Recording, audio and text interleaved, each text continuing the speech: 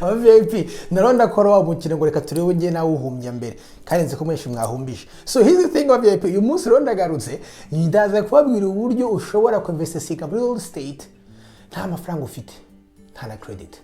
No money, no problem. No credit, no problem. Uyu munsi ndaza kuba tumwe turi creative ukuntu ushobora kuinvestinga hano muri Amerika no muri Canada nta mafaranga. Let's go.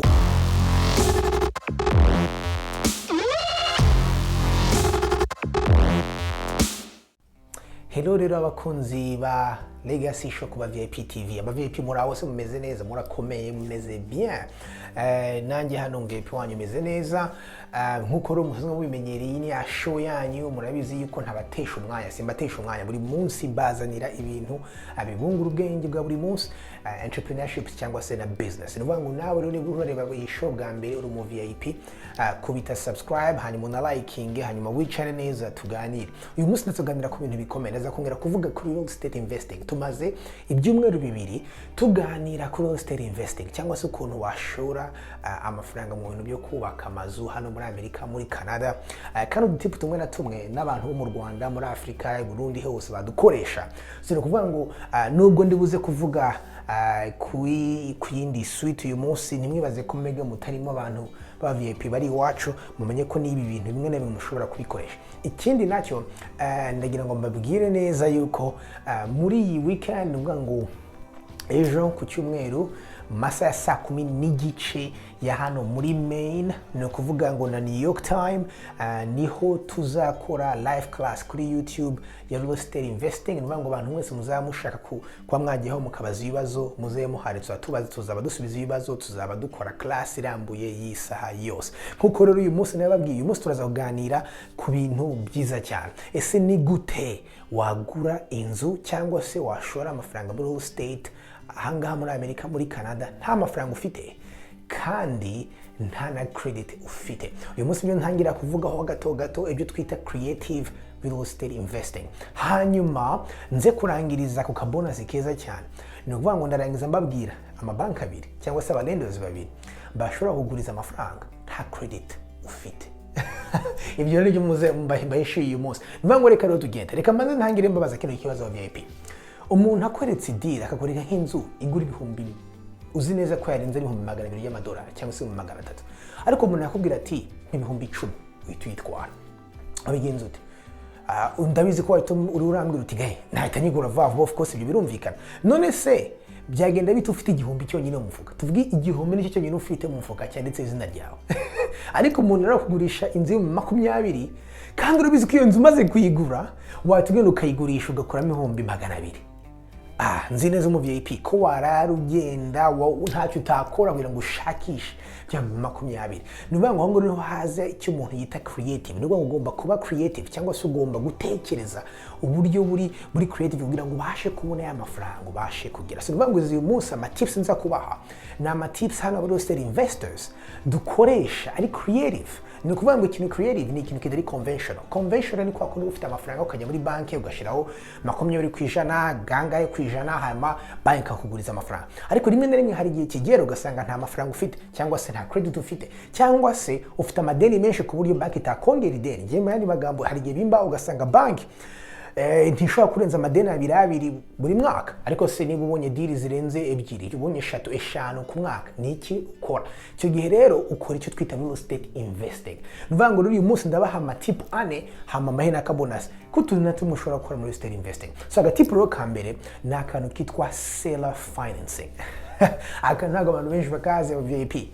Mego murakurikira TV ni ukuri umunsi we duhura uzankubita mu ntoki, unkore mu ntoki unshime, hanyuma just mbwira ushatse wananumira mu nkaza kurya ubugari nkunda ubugari. Ariko is the thing no kuvuga ngo seller financing akangaka nakantu keza cyane. Ni gute rero bigenda ahangaha cyane cyane mu ma state amwe manini, harimo n'ama state menshi nzi neza cyane, hari amazu menshi abari hanze. Nuvuga ngo uragenda ugashakisha nyirinzu nuvuga ngo niwe uba bank.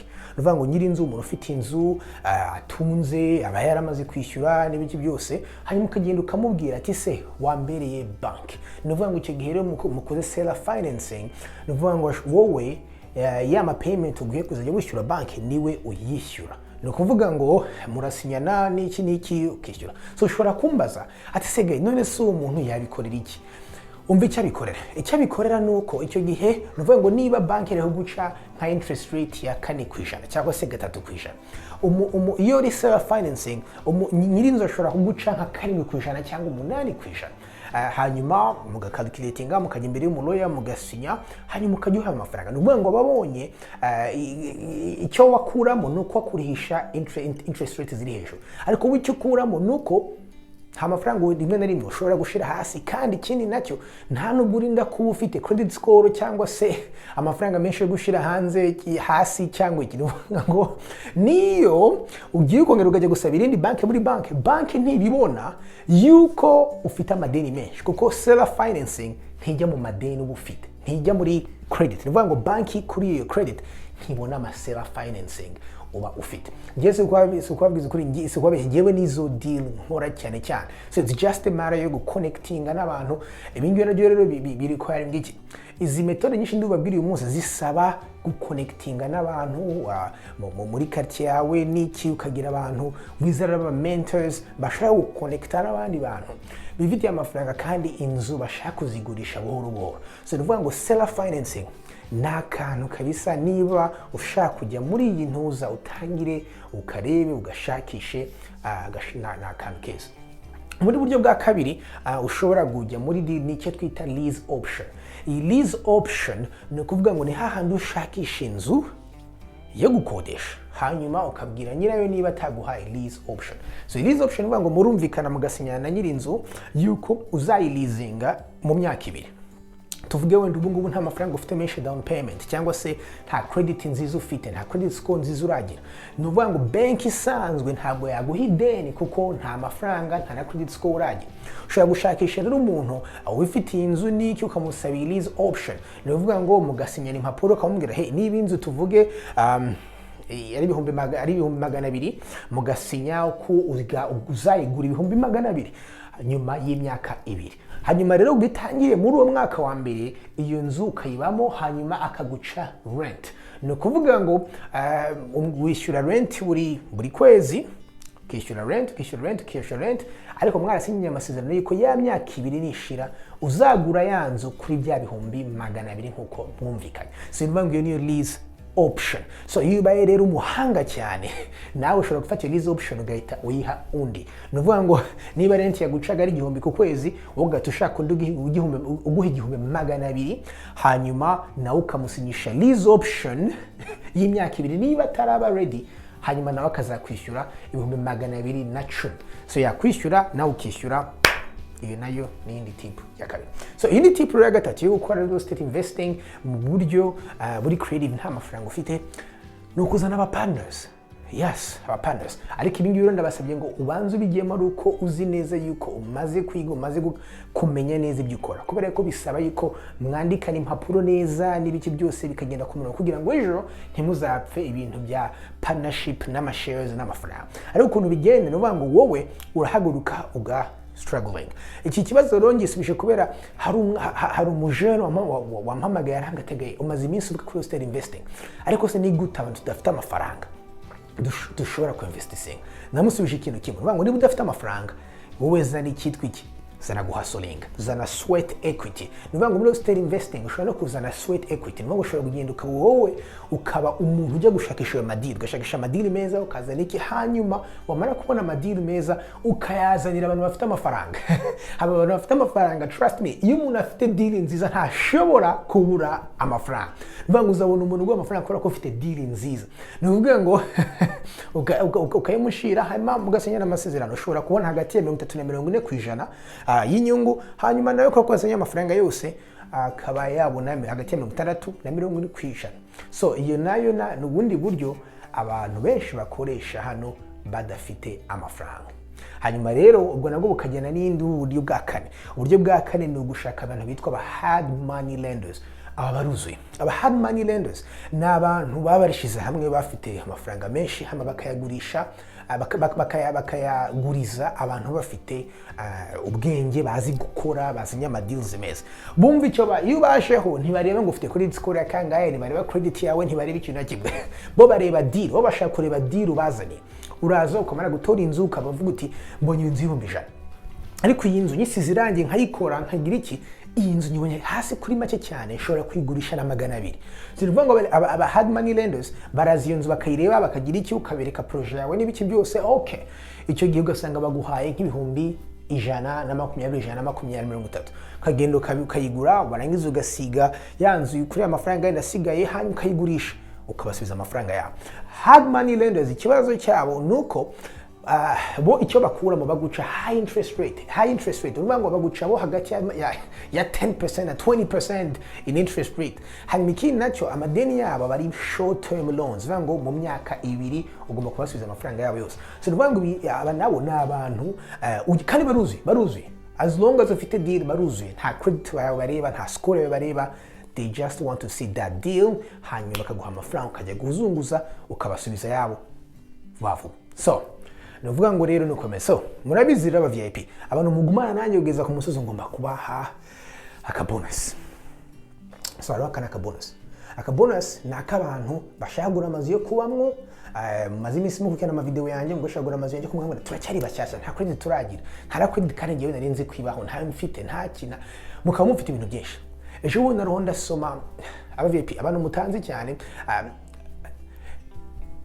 mumenye ko ndasoma cyane. Gituma nsoma no kugira ngo rimwe nicara nkababwira, singe babwira ubusa cyangwa se mbateshereza umwanya wanyu ubusa, nugira ngo ngiye mbazana hanga mbazana ikintu gishyashya buri munsi. Niyo mpamvu urareba iyi video bwa mbere ndakwigeza ukuri, umunsi umwe nureba iyi channel ugasanga nkubwiye ikintu ntugire ikintu kimwe wiga, my goodness, uzahita unsubscribing bigendera. Icyo mbije nuko uzajya wiga ikintu kimwe buri munsi. Sivuga ngo ati corona ronda soma, nabonye zino banks ebyiri, zino abantu ba lenders babiri bakora ikintu twita manual underwriting. So nuvuga ngo bo ntabwo bakora nk'izindi banki cyangwa izindi lenders hano muri Amerika.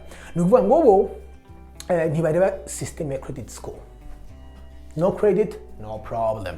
So abangaba rero ba mbere nabitwa Churchill, abangaba rero ni aba mortgage lenders, ntuza yabo ngiyi, ntuza ushobora kujya kuri website yabo kababona. Hanyuma abandi nabo nabitwa First Home Bank, n'abangaba nabo ushobora kujya kuri website yabo ukabahamagara, bahamagare ubabwire wumve. So bo ntabwo bagendera ku rya credit cyangwa credit score, bashobora kubabwita na credit mfite, bashobora kubaza okay, tuzanire rent, proof y'uko wishyuraga rent ahantu ba y'amezi 12 ashize, tuzanire phone bill y'imyaka y'umwaka ushize, tuzanire iki bagutuma ibindi bintu byerekana yuko umaze ibyo bize imyaka 12 uriha rent, uriha telefone, uriha iki. Hanyuma ibyo ngibyo akaba ari byo bagenderaho instead yo kureba credit score yawe cyangwa se credit. So nuvuga ngo rero abatabasha qualifyinga nubwo buryo bwa mbere aba VIP ni mugerageze abangaba no mwumva. Sinukuvuga ngo rero VIP nabwi ntuzabureje kuri class y'ejo, tuzaganire, muzabaza ibibazo cyangwa se mutworeze ibibazo, ubu ngubu uje tuzabisubize muri class. Hanyuma naho ubutaha, God bless. Ni nkubite like, ngeni icyo mbasaba gusa nkubite like, hanyuma musharinge iyi video. Bye bye.